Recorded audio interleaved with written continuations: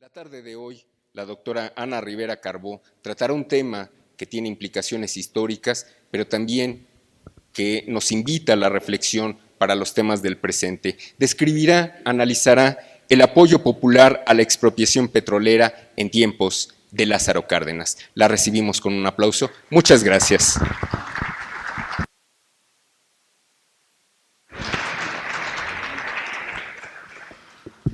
Quisiera empezar agradeciendo al INERM la invitación a estar hoy aquí. He estado ya otras veces y siempre es para mí un gusto muy grande colaborar con esta institución que hace un trabajo espléndido de divulgación de la historia de México. Creo que la última vez que estuve aquí invitada por el INERM, hablé sobre la gestión diplomática en torno a la expropiación del petróleo, una gestión diplomática intensísima que llevó a cabo la diplomacia mexicana encabezada por el embajador en Washington, Manuel Castillo Nájera. Hoy estoy aquí para hablar nuevamente de la expropiación del petróleo desde la perspectiva de la movilización popular que suscitó. Porque es interesante el caso de la expropiación petrolera, es un caso, llamemos atípico, porque en general los movimientos sociales son movimientos que se inspiran en ideologías políticas de las que se hace propaganda, o bien que a raíz de esas ideas políticas que asusan a la movilización social, encuentran eco en problemas sociales, ancestrales, ¿no?, que incitan a esa movilización popular. Y muchas movilizaciones sociales, populares, culminan en la toma de decisiones políticas, ¿no? Pensemos nuestra Revolución Mexicana, una gran movilización social, política, que culmina en la elaboración de un código constitucional, ¿no?, nuevo. En el caso de la expropiación petrolera, lo que es muy notable es que no hubo una movilización popular previa a esa decisión tremenda, una de las decisiones políticas más grandes en la historia mexicana reciente. No hubo una movilización previa, hubo una movilización posterior.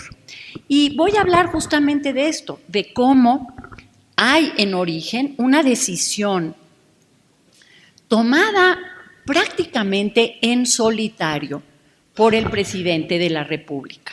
Claro, no fue una decisión tomada en un pronto, no, fue una decisión tomada después de un largo periodo de reflexión sobre el tema petrolero.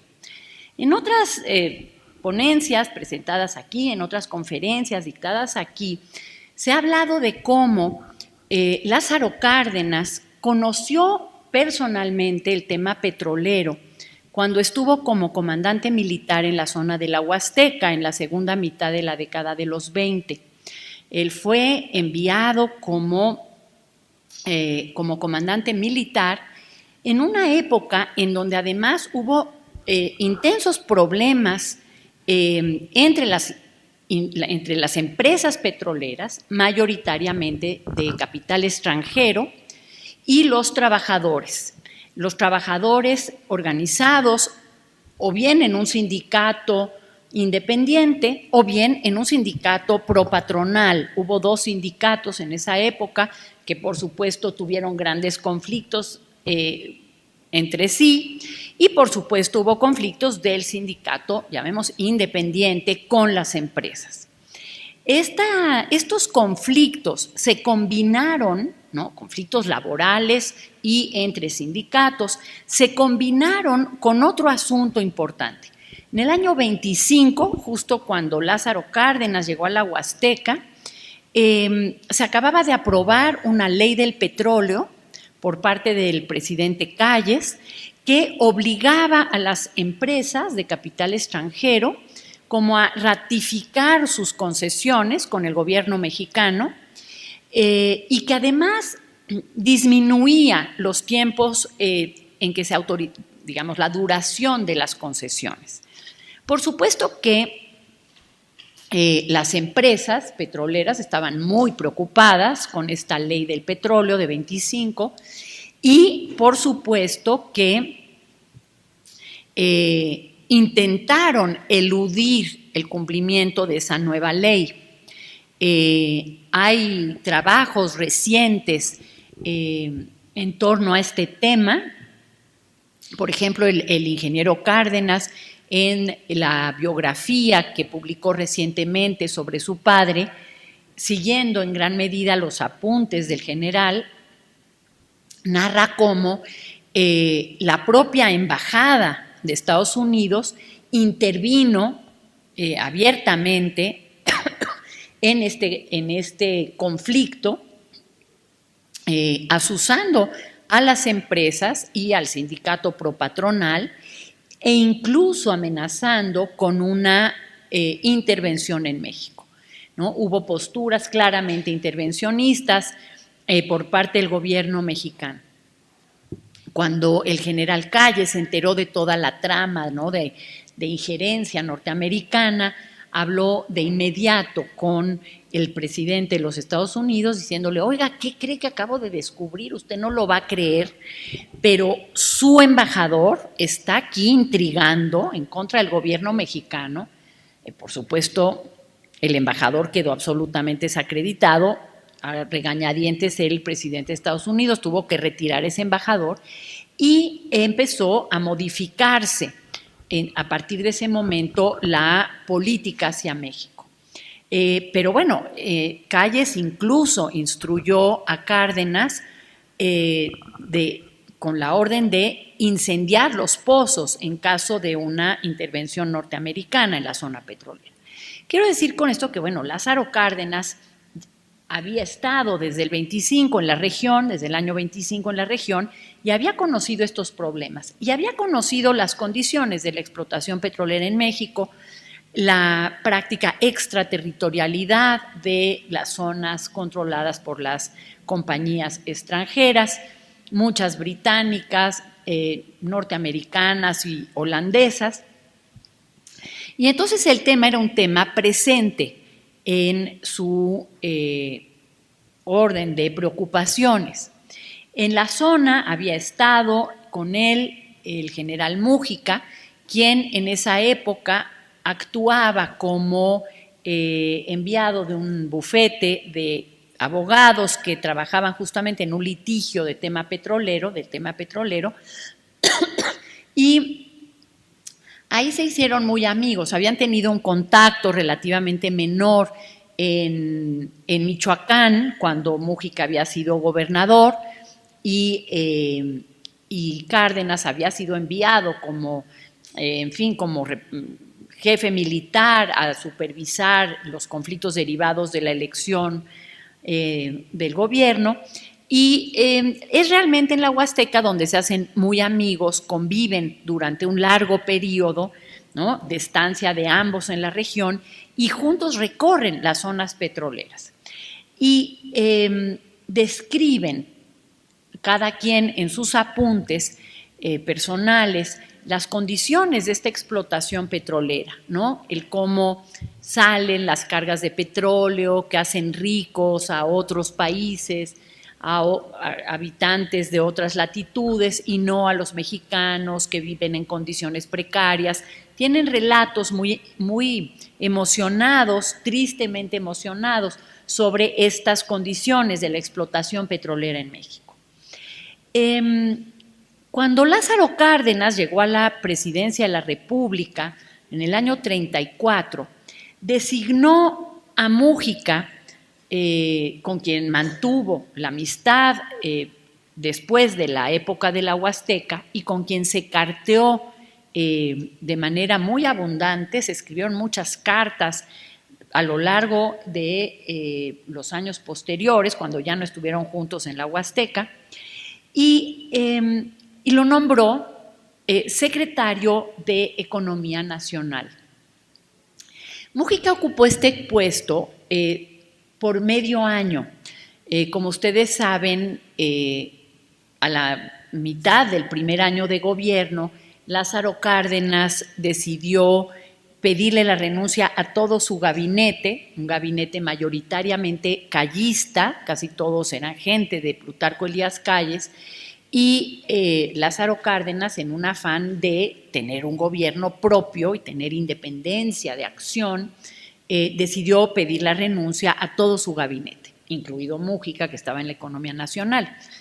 Pero en los 6 meses que ocupó el cargo de secretario de la Economía Nacional, Múgica trabajó en temas que tenían que ver con el asunto petrolero, porque Múgica actuaría conforme a la idea de que solamente una economía dirigida, normada por el Estado, podía realizar los afanes de justicia social que habían inspirado la Revolución Mexicana y que estaban lejos de cumplirse. Entonces, les leo un textito de Múgica en este sentido. Decía Múgica: solamente la firme implantación de la economía dirigida puede realizar el anhelo de justicia por el que la Revolución Mexicana ha luchado. Vencer las resistencias que aún se oponen a la renovación de sistemas incompatibles con la realidad actual del país y lograr condiciones humanas de vida para quienes todavía siguen al margen de la civilización en diversas regiones de la República.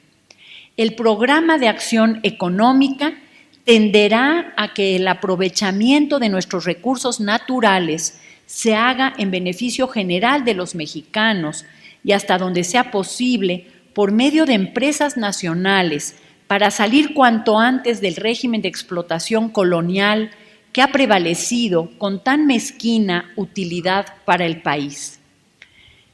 Como ven, estaba clarísima la idea de Múgica, que era compartida por Cárdenas, que lo había instalado como secretario de la Economía Nacional, de que los recursos de la nación tenían que ser controlados por la nación. En un informe que presentó cuando tuvo que dejar la Secretaría de la Economía Nacional a mediados de 1935, insistía Múgica en este tema. Decía que era imposible resolver el problema de la dirección de una economía nacional como separado del problema político de las relaciones entre las distintas clases sociales. Y afirmaba en este informe de la Secretaría de la Economía que el primer paso que debía darse para sustituir la dirección capitalista por otra más en consonancia con los intereses de la sociedad era asegurar, como ya había expresado antes, el control del Estado sobre los sectores de la producción. De esta manera, decía, cito, las palancas de mando de la dirección económica pasan a poder del Estado socialista. Los instrumentos de producción serán de la colectividad. El motor de la actividad productora no será únicamente en beneficio del capitalista. La ganancia es sustituida por las necesidades de la sociedad. Y aquí entra este tema, que es un tema que me parece que es interesante comentar, que es el tema del socialismo, porque aquí él habla de que pues hay que construir esta economía socialista. En esta época en México se habla mucho de socialismo, muchos políticos se definían como socialistas, pero yo sostengo la idea de que más bien ellos se referían a una lectura radical de la Constitución del 17, una que ponía el énfasis en el control de los recursos por parte de la nación, en la justicia social contenida en el artículo 123, en la defensa de los bienes de corporaciones campesinas, contenido en el artículo 27. Entonces, yo creo que aquí hay un uso del término, que estaba además muy en boga por pues, el éxito de la Revolución Soviética, y que el término se usó para definir algo que no era, digamos, la definición del diccionario sobre el socialismo, pero que compartía con la idea de la justicia social, ¿no? Y que en ese sentido pues se asumían como socialistas. Y Múgica añadía en su informe, la Secretaría de la Economía Nacional, el maquinismo, lejos de ser como en la actualidad de capitalismo regresivo, una maldición, se volverá la mejor garantía de un dominio del hombre sobre la naturaleza y de un acrecentamiento de la cultura humana. Esto es un tema muy recurrente en todo el pensamiento político radical de finales del XIX y principios del XX, de que la máquina nos liberará del trabajo y entonces podremos dedicarnos a la cultura, al cultivo del espíritu, ¿no? Que podremos dedicarnos al deporte, a otras cosas, porque la máquina es una herramienta de liberación. Hoy sabemos que al revés, las máquinas se están convirtiendo en grandes generadoras de desempleo y de pobreza, ¿no? Estos estudios que hay de cómo las máquinas irán haciendo el trabajo sin necesidad de operarios y esto va a ser la debacle, ¿no? Habrá empleos que desaparecerán en muy corto tiempo, ¿no? Y entonces Múgica seguía, si bien es necesario socializar las ramas centralizadas de la economía, debe quedar un sector abandonado a la iniciativa privada y a la libre concurrencia. Y sería el sector socializado el que permitiría crear un ambiente de justicia social. Decía Múgica, la ganancia capitalista que antes pasaba a poder de los propietarios de los instrumentos de producción, una vez socializada, debe quedar a disposición de la sociedad. Esta puede emplearla en obras de beneficio social, en aumento del salario colectivo, en la atención de los no trabajadores, viejos, enfermos, niños, en desarrollar la educación general y la formación profesional. De otra manera, dice Múgica, la economía dirigida solo conduciría al fascismo si se le pretende edificar sobre la base de la propiedad capitalista, pues la propiedad capitalista, teniendo como punto de apoyo la fuerza política del Estado y teniendo el dominio de las palancas del mando económico, produce, pero no para satisfacer necesidades, sino para crear beneficio, no para provecho de la colectividad, sino en bien de una oligarquía. Pensemos que está escribiendo esto en el año 35, en un momento en que el fascismo europeo, italiano y alemán fundamentalmente, están plenamente consolidados y efectivamente el Estado fascista alemán e italiano están usando recursos del Estado para apuntalar a los grandes capitales y no para una distribución social de la riqueza. Y entonces Múgica plantea que, bueno, para poder socializar, como él dice en este documento, bienes que son de la nación y que están en poder de concesionarios extranjeros, pues hay que hacer una ley de expropiación. Por supuesto que el artículo 27 ya contemplaba la idea de la expropiación por causa de utilidad pública, pero no se había hecho una ley reglamentaria de ese derecho de expropiación. Y entonces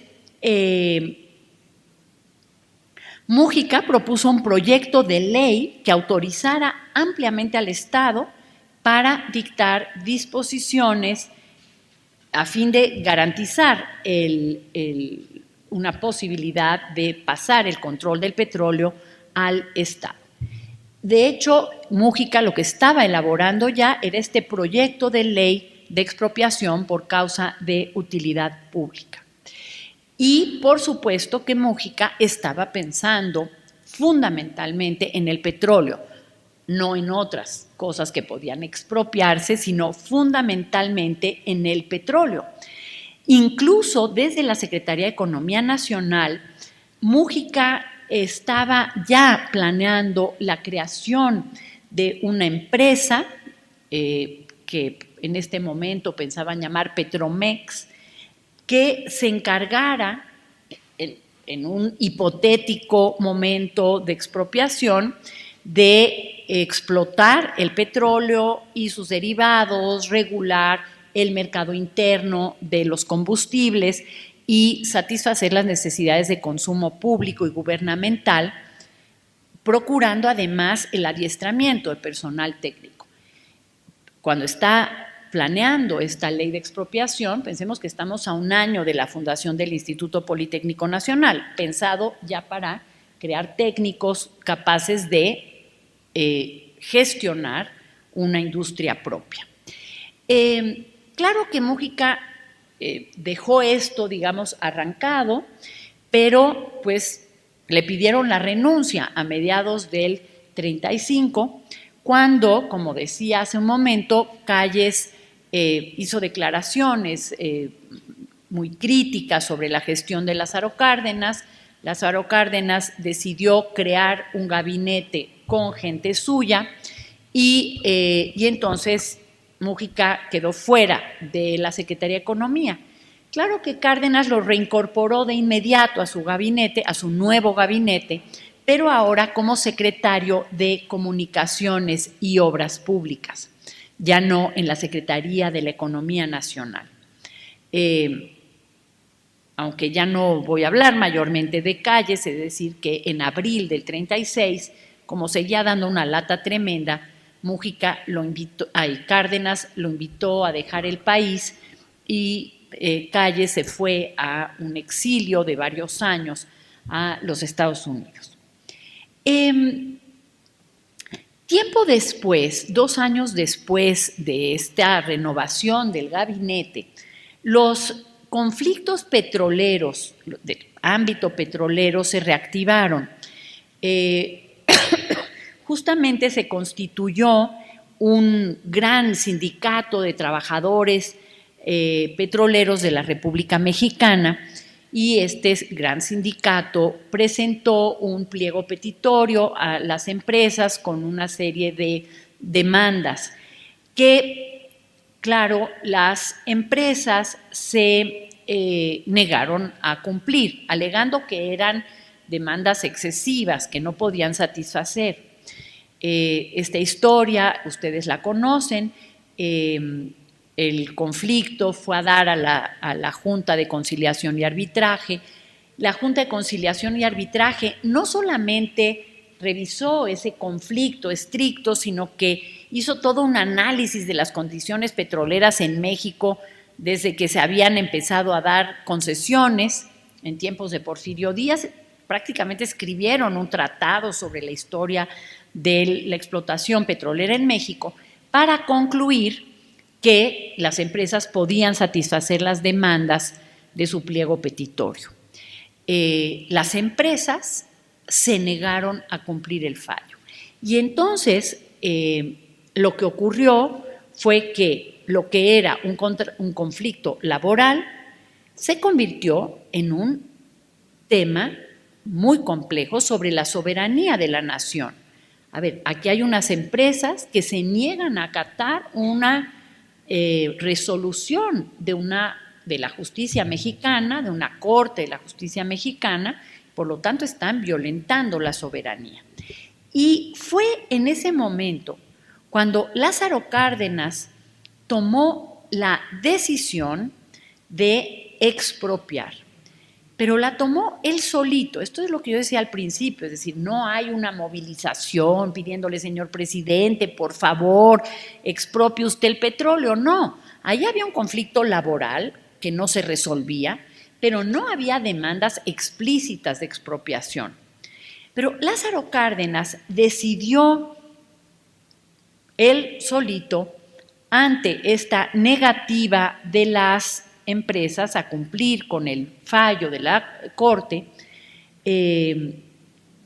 y entonces se lo comunicó nada más a Francisco J. Múgica, quien conocía como él, porque la habían conocido juntos, la realidad de las condiciones de la explotación petrolera en México.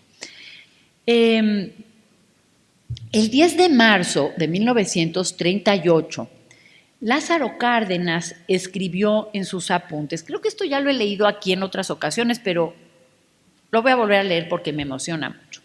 Dice, al regresar anoche del ingenio azucarero Emiliano Zapata, instalado en Zacatepec, Morelos, acompañado del licenciado Eduardo Suárez, secretario de Hacienda, del general Francisco J. Mújica, secretario de Comunicaciones, y otros colaboradores del gobierno, nos detuvimos sobre la carretera en las cercanías de Cuernavaca, entre los kilómetros 79 y 80, y con el general Mújica caminamos hacia Palmira, platicando durante más de una hora. Ahí fueron caminando por la cuneta de la carretera. Nos referimos a la situación que viene ocasionando la actitud de las empresas petroleras que han reducido la venta de combustibles y demás operaciones de sus negocios, así como las reiteradas peticiones a sus gobiernos de que apoyen sus demandas en contra del fallo de la Suprema Corte.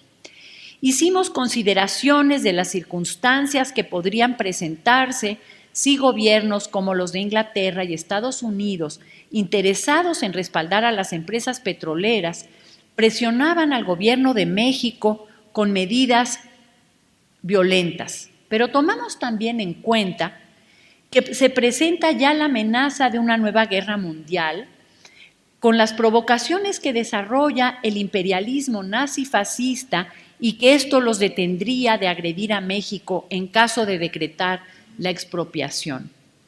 Conocedor el general Mújica de la conducta de las empresas petroleras, por juicios que se han seguido contra las citadas empresas y en los que él ha intervenido, y por los procedimientos y atropellos cometidos por los empleados de las propias empresas y que presenció cuando me acompañó en los años que estuve al frente de la zona militar de la Huasteca veracruzana, y reconociendo en él sus convicciones sociales, su sensibilidad y patriotismo, le di el encargo de formular un proyecto de manifiesto a la nación explicando el acto que realiza el gobierno y pidiendo el apoyo del pueblo en general por tratarse de una resolución que dignifica a México en su soberanía y contribuye a su desarrollo económico. Hasta hoy no se ha llegado a hacer mención oficialmente del propósito de la expropiación. Se dará a conocer en el momento oportuno. No puede retardarse mucho la decisión de este serio problema. Esto lo escribe Cárdenas en sus apuntes. Y por escrito, después de solicitárselo en esta plática por la carretera de Cuernavaca, ya por escrito le pidió a Mújica la redacción de este manifiesto a la nación y le decía, debemos expresar en el manifiesto que el Estado, al hacer uso de la ley de expropiación, es porque se ve obligado a ello, que los industriales establecidos en el país sepan que el actual gobierno desea seguir contando con la cooperación del capital privado, así sea nacional o extranjero. Entonces hay que explicar por qué se expropia, pero también hay que tranquilizar a los inversionistas privados. Otra vez este socialismo mexicano, pues muy sui generis. Mújica se encerró en su casa a redactar el manifiesto de la expropiación y doña Amalia Solórzano, la esposa del presidente, recordaría años después que los días anteriores al 18 de marzo fueron bastante pesados para todos, la familia, y que la víspera del 18 el general mandó que despertaran a Cuauhtémoc y se lo llevaran a su despacho y quiso que les tomaran unas fotografías juntos con su hijo y dice, yo también estoy con él en las fotos, más sus 2 taquígrafos y 2 ayudantes. Y dice, no estaba el general Mújica, lo cual quiere decir que estaba a todas horas, porque si se siente en la necesidad de decir que no estaba, quiere decir que siempre estaba. El mismo 18 de marzo, el mismo día en que por la tarde Cárdenas anunciaría por radio a todo el país la decisión de expropiar, leyendo el manifiesto escrito por Múgica, ese mismo día le notificó al resto de su gabinete la decisión de expropiar. Entonces, como ven, no solo no lo sabía el pueblo mexicano, no lo sabía el gabinete. Es una decisión prácticamente individual, ¿no? Podemos incluir al general Múgica, pero es una decisión individual. Cárdenas, entonces, como digo, le comunicó la decisión a su secretario de Hacienda y pidiéndole que redactara ya el decreto de expropiación. Es decir, lo que se iba a leer era un manifiesto al pueblo de México, pero todavía quedaba la redacción de un decreto de expropiación.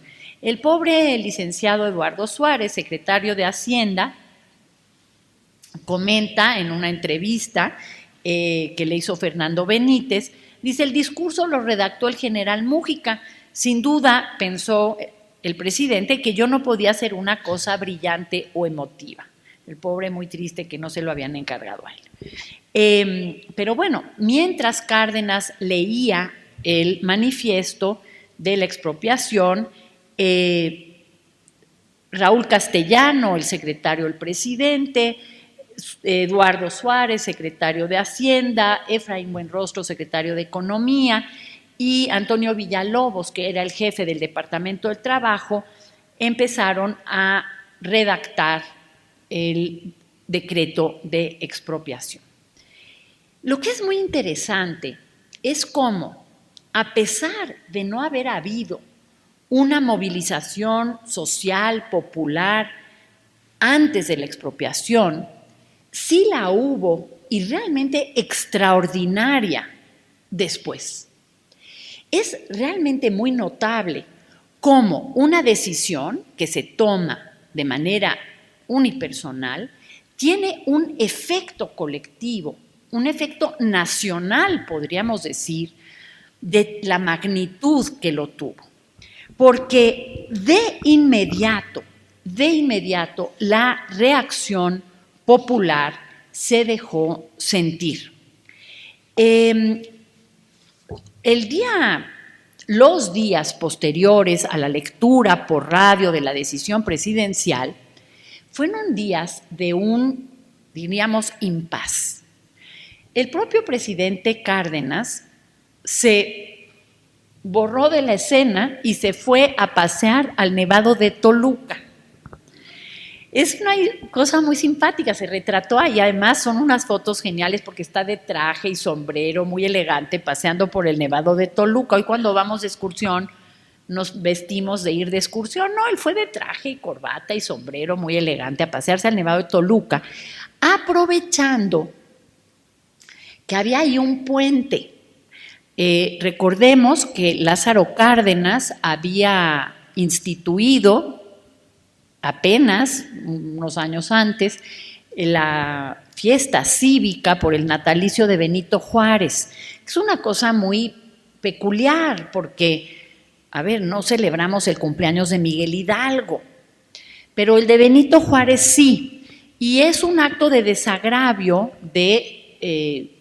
frente a grupos católicos que encapucharon a Juárez en su monumento en la avenida que lleva su nombre. Amaneció encapuchado un 21 de marzo y entonces Cárdenas decidió que en desagravio cada año celebraríamos el cumpleaños del Benemérito de las Américas. Y entonces, aprovechando ese puente que, en fin, por la festividad que él acababa de instituir en el calendario cívico, pues se desapareció de la escena.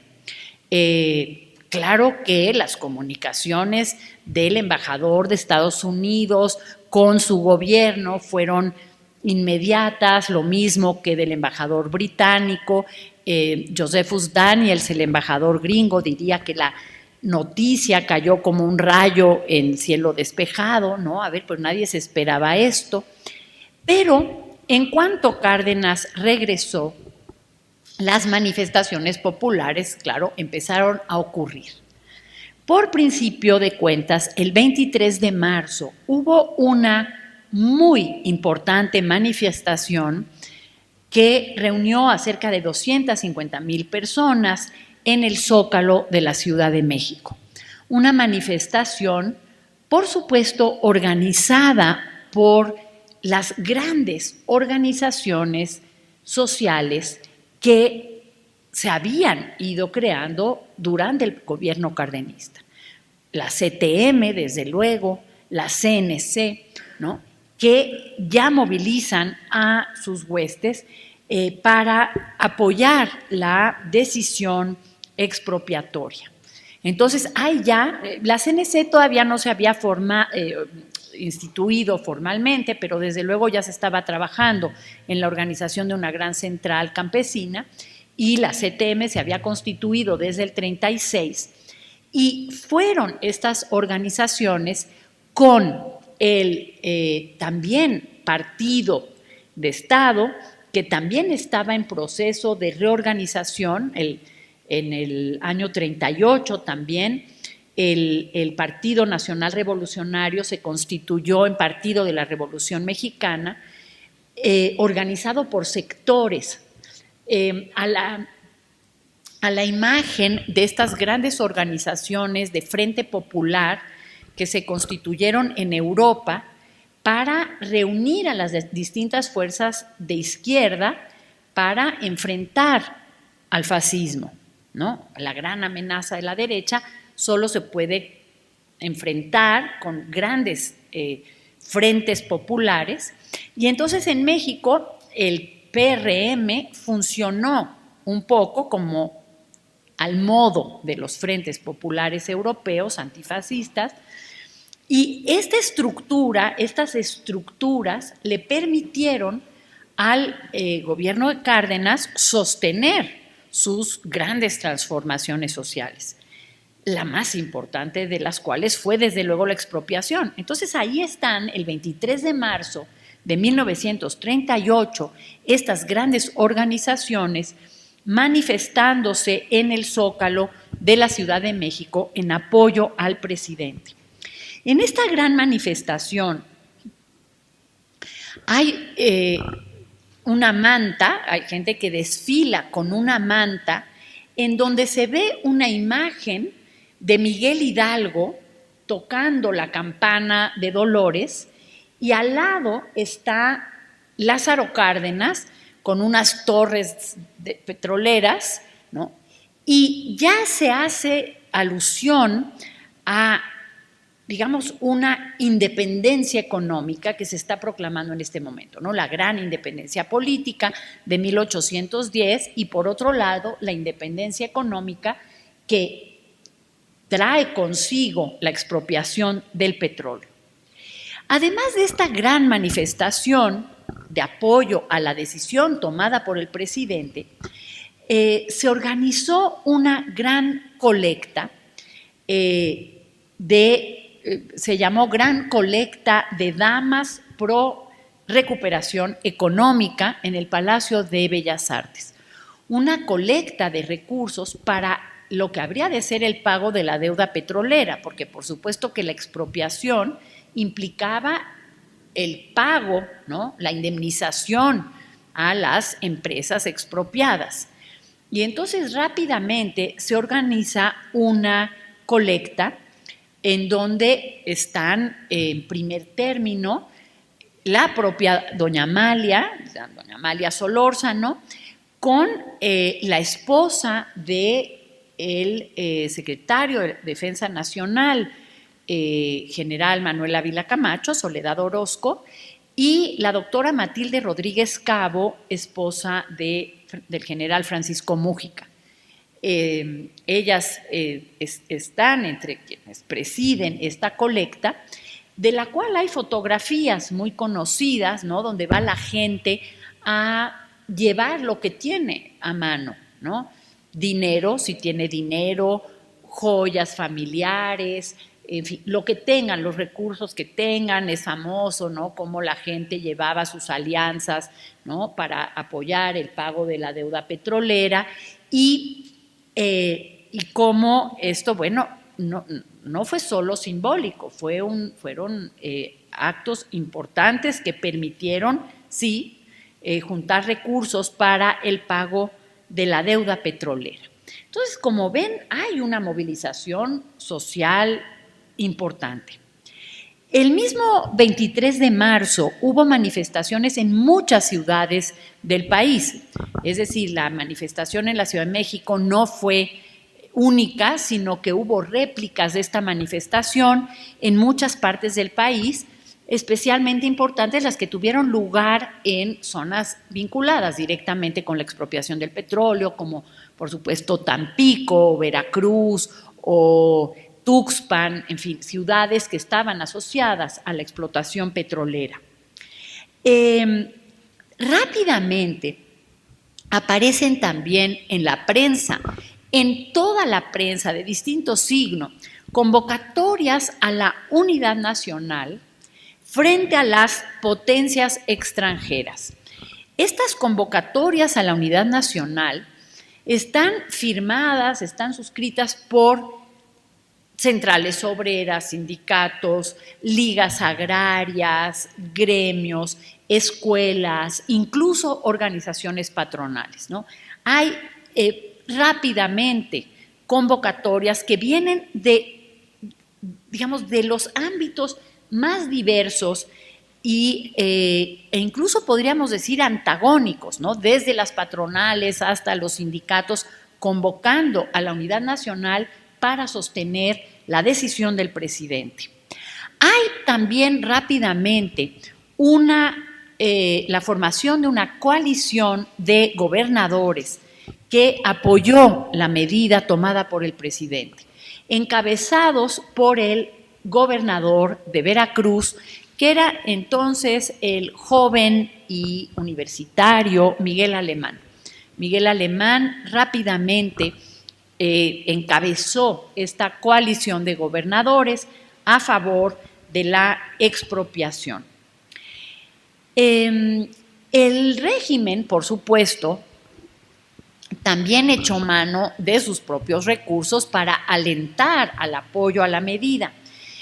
Durante el régimen de Lázaro Cárdenas se creó un departamento autónomo de prensa y propaganda, el DAP, que había estado activo a lo largo del sexenio, ¿no? Desde 34, haciendo, por ejemplo, cortometrajes. Eso fue muy recurrente, no solo en México, era la época en que se empezó a usar el cine, ¿no? Por la vía de estos cortometrajes de propaganda política, y hubo muchos de estos cortometrajes hablando de la importancia de la expropiación petrolera, dirigidos a niños, ¿no? Explicándoles la medida y cómo esta medida les permitiría construir un mejor futuro y que ellos tendrían una vida más plena, más feliz, etcétera, ¿no? Entonces hay cortometrajes alusivos al tema de la expropiación que, insisto, están dirigidos especialmente a los niños. Hay un estudio más o menos reciente de una historiadora del cine documental, que ella es michoacana, Tania Ruiz, que ha estudiado la DAP, no solo con el tema petrolero, sino en general cómo fue la propaganda política del cardenismo. Y hablando de niños, circuló amplísimamente en la prensa una fotografía de dos niños llevando sus cochinitos, ¿no? Para donarlos para el pago de la deuda petrolera. No eran dos niños cualesquiera, eran Cuauhtémoc Cárdenas y Janitzio Múgica, el hijo del general Múgica, que iban juntitos a donar sus cochinitos para el pago de la deuda petrolera. Y hay que decir que mucha gente donó parte importante de sus ahorros. El propio general Múgica revisó sus cuentas en el banco, él lo cuenta en algún documento, le preguntó a su secretaria cuál era el saldo en su cuenta del banco, La secretaria le dijo que tenía 8,000 pesos y entonces le pidió que hiciera un cheque por 6,000 para entregarlo en Bellas Artes y por supuesto hizo una carta que acompañaba al cheque diciéndole a su estimado presidente y fino amigo, en su patriótico mensaje al pueblo de México, claro, lo había escrito él, en su patriótico mensaje al pueblo de México con motivo de la expropiación del petróleo, pidió usted a sus ciudadanos respaldo material y moral para salir avante en esta empresa tan trascendental para el país. Mi aportación moral ya la tiene usted íntegra, mi aportación material va en este cheque que comprende mis economías como funcionario público y que pongo en las honorables manos de usted para responder al llamado que nos hace.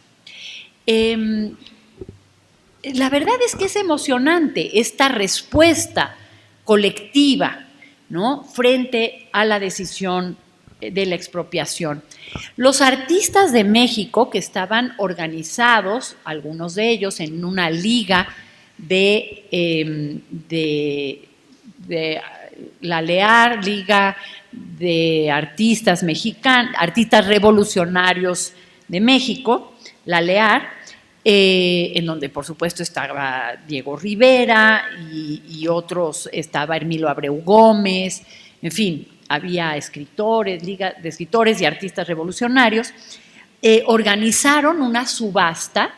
La subasta la organizaron fundamentalmente Diego Rivera y Gerardo Murillo, el doctor Atl, subasta de arte pro redención nacional en la Galería de Arte de la UNAM, para vender obra y juntar dinero para el pago de la deuda petrolera. También es que pasaron cosas increíbles. También los toreros organizaron una gran corrida patriótica pro deuda petrolera, con un cartel que incluía a Juan Silvetti, Fermín Espinosa Armillita, Jesús Solórzano, Lorenzo Garza, Luis Castro el Soldado, Vicente Segura y Rodolfo Gaona. O sea, era una corrida que tenía un buen cartel. También se organizaron en apoyo al pago de la deuda petrolera carreras de caballos en el hipódromo, actos estos de acrobacia, de aviones, ¿no?, de estos aviones que hacen maromas, audiciones de la Orquesta Típica de la Ciudad de México. Hubo de inmediato estas, ¿no?, formas de organización de grupos de lo más diverso en apoyo a la expropiación.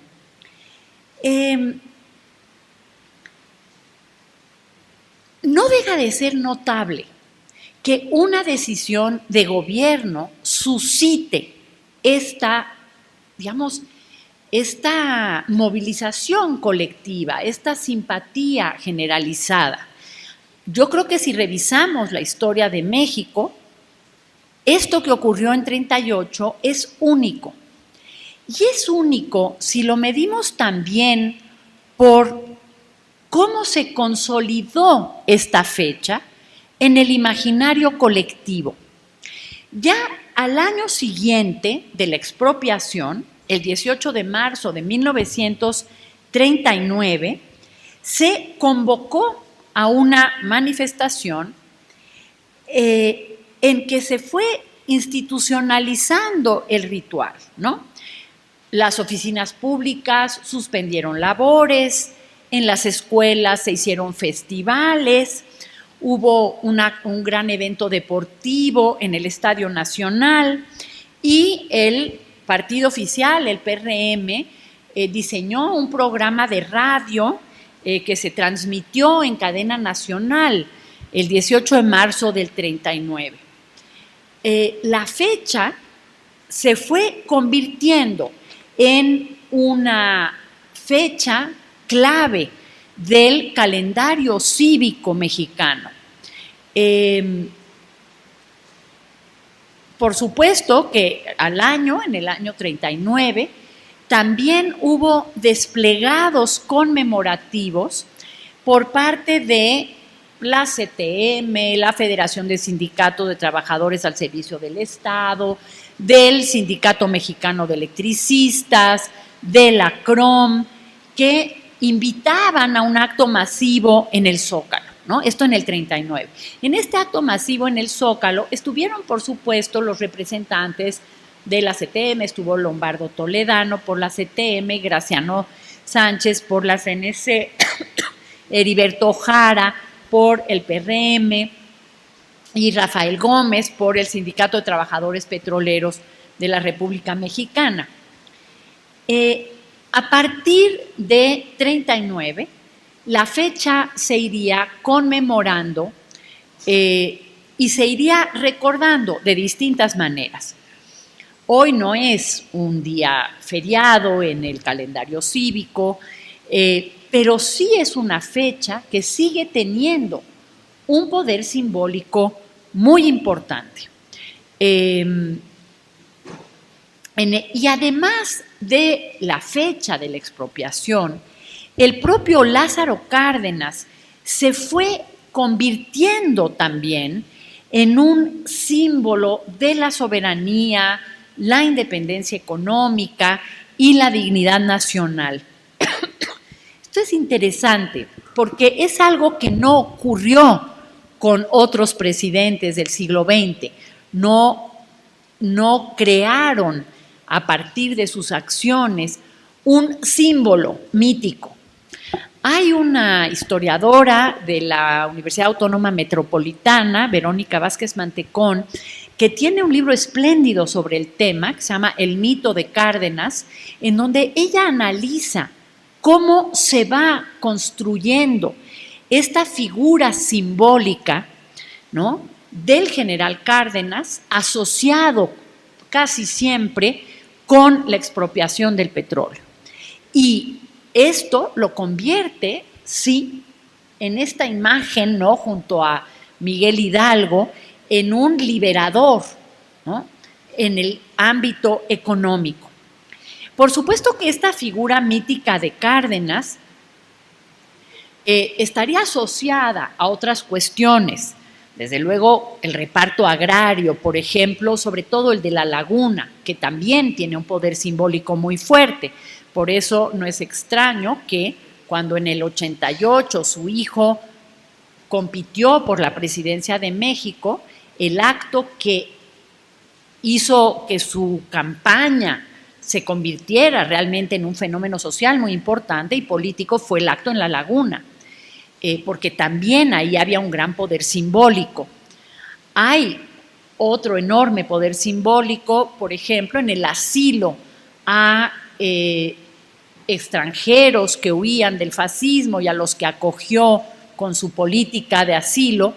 El más importante, desde luego, fue el exilio republicano español, que convierte también a Cárdenas en una figura con un gran contenido simbólico, ¿no? Cada vez que Cárdenas se paraba en un evento donde había republicanos españoles, pues le aplaudían y lo vitoreaban y lo abrazaban. Es decir, adquirió una imagen de un símbolo que no tuvieron, como digo, otros presidentes mexicanos que pueden haber tenido acciones importantes en su gobierno.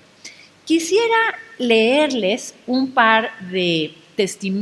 testimonio que me parece interesante, nada más que encuentre, no, esto no está aquí, espérenme, ahorita lo encuentro por ahí. Es un testimonio que está contenido en un boletín del Centro de Estudios de la Revolución Mexicana Lázaro Cárdenas. Es un centro de estudios que está ubicado en Jiquilpan, en Michoacán, en el pueblo natal de Lázaro Cárdenas, y este centro, hoy bajo custodia de la Unidad Académica de Estudios Regionales de la UNAM, cuida y conserva y gestiona el archivo personal de Lázaro Cárdenas y el archivo personal de Francisco J. Múgica. Y hace años este centro de estudios publicó un boletín con lo que hoy nos convoca aquí, con manifestaciones de apoyo a la expropiación petrolera, sobre la participación, ¿no?, popular ahí. Y entonces les voy a leer un fragmento para que vean la perspectiva de un trabajador petrolero que participa en la manifestación del 23 de marzo. Dice, se llamaba Juan Chávez Pimentel y fue entrevistado por Guadalupe García Torres ya hace unos años. Dice, para entonces nosotros alquilábamos ya la segunda planta de un edificio del Sindicato de Ferrocarrileros que estaba en Hidalgo frente a la Alameda. En ese edificio ya estábamos todas las secciones de petroleros, la del sur, norte y centro. Estábamos todos ahí, ya nada más esperando el golpe. Cuando se nos dio la noticia, nos fuimos a Palacio Nacional. Ya en Palacio Nacional esperamos el decreto de expropiación. Todos los representantes sindicales y los guardias de Palacio, no hubo más gente porque fue una cosa rápida. El decreto se dio a conocer por la radio y se pusieron magnavoces en las esquinas de las calles. Los trabajadores electricistas trabajaron rápidamente para instalar todo eso. Cuando la gente se dio cuenta que las compañías decían que México estaba muy pobre y que no podía pagar la expropiación, y al enterarse de que el presidente Cárdenas les decía, yo les voy a pagar por plazos, pero se les va a pagar, entonces al ver esto, la gente inmediatamente fue a Palacio Nacional acarreando puerquitos, gallinas, joyas. Aquí traemos esto para la ayuda de la expropiación petrolera. Entonces el presidente Lázaro Cárdenas habló por micrófono y les dijo, agradecemos su cooperación, pero váyanse mañana a Bellas Artes, ahí frente a la Alameda, que está amplio. Ahí se va a recoger todo lo que quieran para que nos ayuden. Era un ambiente muy bonito, de camaradería. Todos estábamos muy emocionados. Los del Sindicato de Petroleros decidimos dar una aportación a través de nuestro salario para pagar esa deuda. Entonces dijimos, señor presidente, nosotros vamos a dar el 10% sobre nuestro salario hasta que se pague la deuda que se tiene con las compañías. Ustedes, nos dijo el presidente, se sacrifican como se está sacrificando el pueblo. Estoy muy a gusto porque han acertado ustedes ahí, pero principalmente la reacción del pueblo que ha respondido al llamado. Miren, muchachos, esto vamos a tomarlo como un préstamo. En su sobre va a ir escrito que es un préstamo. Entonces nosotros aceptamos. Está bien, señor presidente, como usted diga. No, así debe ser. Si no están de acuerdo, pueden decir que no. Bueno, pues así quedó. Al día siguiente, el 19 de marzo, nos fuimos a Bellas Artes. Todos los trabajadores petroleros nos organizamos para recoger las cosas que la gente del pueblo iba a aportar para pagar la deuda. A mí me tocó recoger alhajas, junto con unos valuadores del Monte de Piedad, quienes revisaban las alhajas para ver si tenían valor, porque no tenía sentido cargar con algo que no lo tuviera. Pues sí llegaba la gente muy ordenada, sin aventarse, a depositar sus anillos, sus arracadas, sus pulseras de oro, soltaban de a uno, de a dos anillos. Señor, tenga mi anillo. La cogía el valuador, lo miraba ahí mismo. Este anillo es de 12 quilates. Muchas gracias, señora. En esa tarea estuvimos desde las 8 de la mañana hasta las 12 de la noche. Llegaba y llegaba gente a dar lo poco o mucho que podía aportar. Todas esas alhajas las iba poniendo en unos costalitos y siempre se llegaron a llenar varios costalitos de 50 kilos cada uno, pues no eran costalitos, eran costalotes por de 50 kilos. El valuador aceptaba las cadenas, los anillos o las pulseras hasta de 12 quilates. Nadie llevó cobre u otro metal que no fuera oro. Ya que se juntó todo, el Monte de Piedad mandó una camioneta a recoger todo eso ahí. No necesitaron autoridad, ni policías, nada.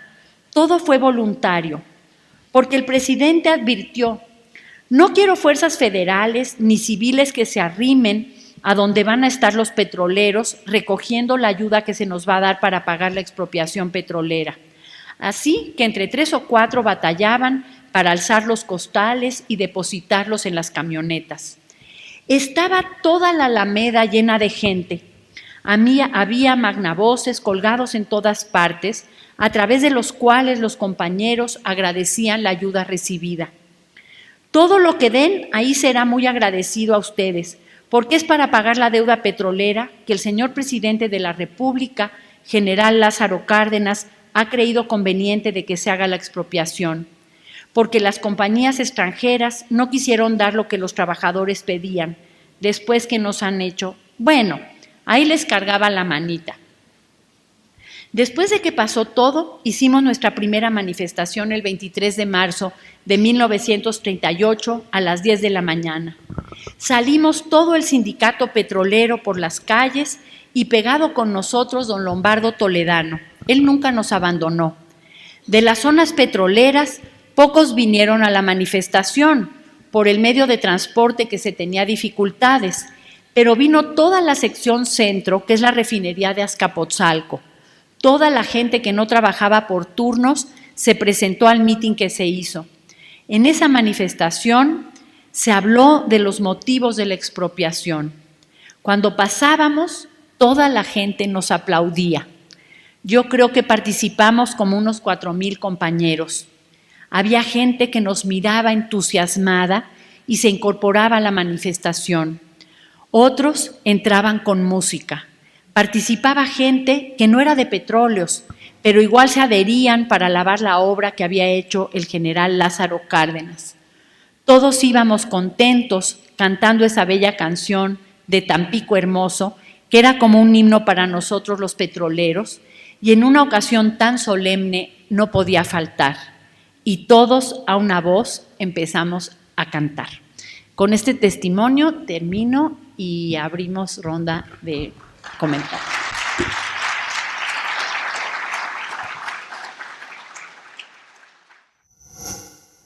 Gobierno de México.